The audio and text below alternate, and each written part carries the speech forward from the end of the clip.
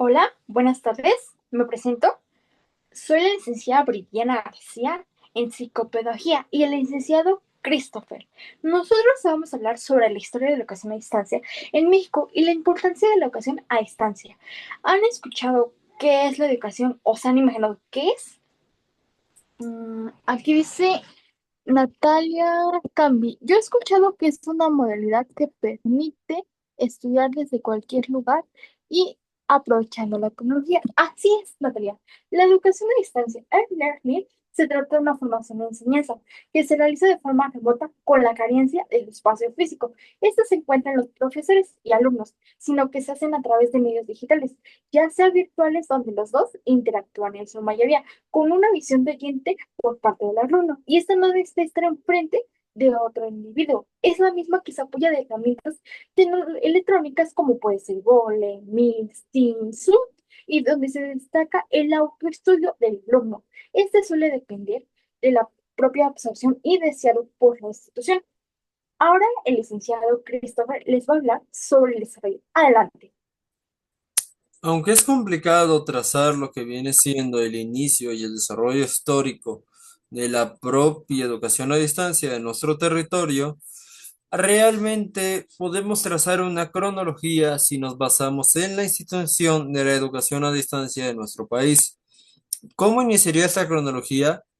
Iniciaría en el año de 1944 bajo el Instituto Federal de Capacitación del Magisterio, donde él mismo establecería un programa para aquellos docentes que ejercían sin título en comunidades alejadas para obtener la oportunidad de obtener un título, en los cuales usaría un sistema de apoyos a distancia, siendo estos en su defecto el uso del correo y la radio para su capacitación. Este existiría de forma continua en el periodo de 1944 hasta el año de 1971, donde este sería disuelto. A pesar de aquello, es muy importante aclararlo, es el inicio de la educación a distancia y es el comienzo de toda esta historia que estaremos viendo por delante. Por ejemplo, a continuación de esto, no se para la educación a distancia en los 70, porque en los 70 ocurriría la incursión de las universidades y del nivel medio superior en el ámbito de la educación a distancia, con el nacimiento del sistema de coordinación Universidad Abierta de Educación a Distancia dentro de la UNAM, para la atención de aquellas personas que por diversas causas no pudieran permitir asistir al sistema tradicional de enseñanza. Y aunque fuera de una manera más parcial, el sistema de enseñanza del Politécnico Nacional también implementaría medidas similares en 1964. En su caso, para el año de 1976 se lanzaría el sistema de sistema abierto de educación y tecnología industrial para quienes, al igual que en el caso de la UNAM y el IPN, no pudieran permitirse su asistencia en el sistema tradicional. Y finalmente, en ese mismo año, se daría algo similar en nivel medio superior con el sistema de enseñanza abierta y a distancia del Colegio de Bachilleres por parte de la SEP.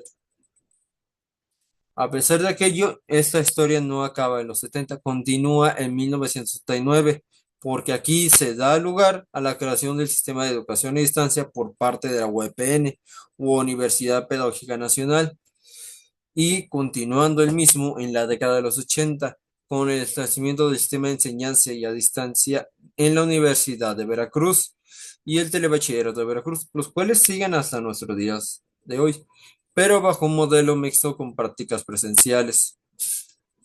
A pesar del apoyo institucional de Echeverría, el mucho reconocimiento de la misma por parte del gobierno prista, como una forma de autodidacta del mismo y con un énfasis en el esfuerzo propio del alumnado, este mismo no presentó grandes cambios hasta los finales de los 90, con la universidad virtual por parte del Instituto Tecnológico y sus superiores de Monterrey en el 97.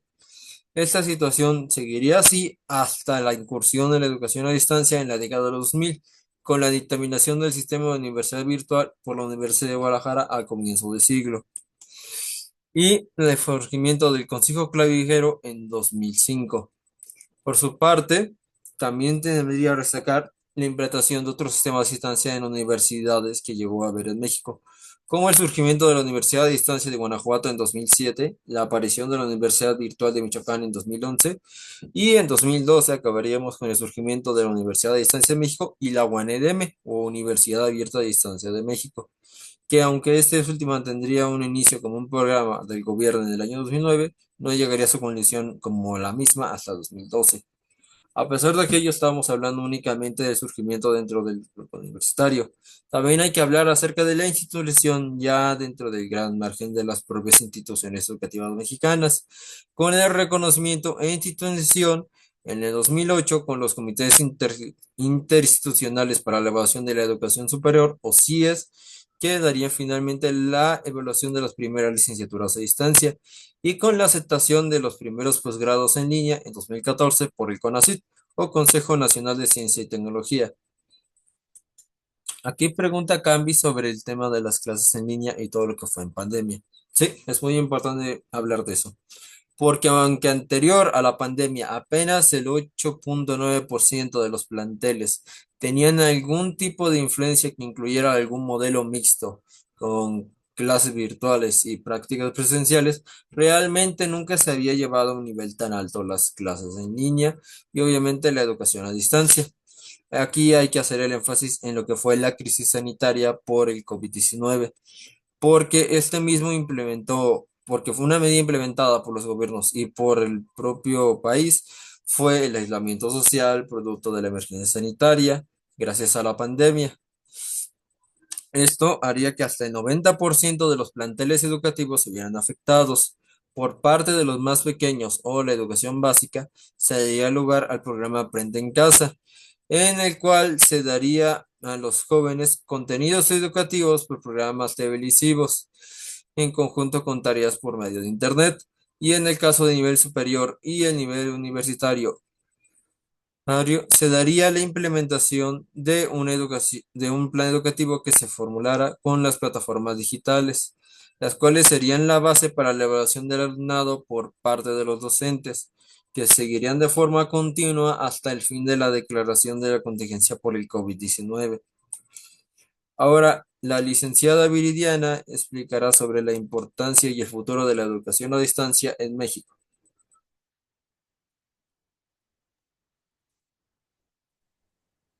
Como usted mencionaba con anterioridad, la importancia de la educación a distancia se puede ver a medidas hasta el anterior siglo en 1944, con la capacitación de docentes que no estuvieran dados de alta por parte de las instituciones federales y también un refuerzo por parte de los gobiernos de los 70 y los 80, como verían en el futuro de la nación con declaraciones como las del gobierno de Echeverría.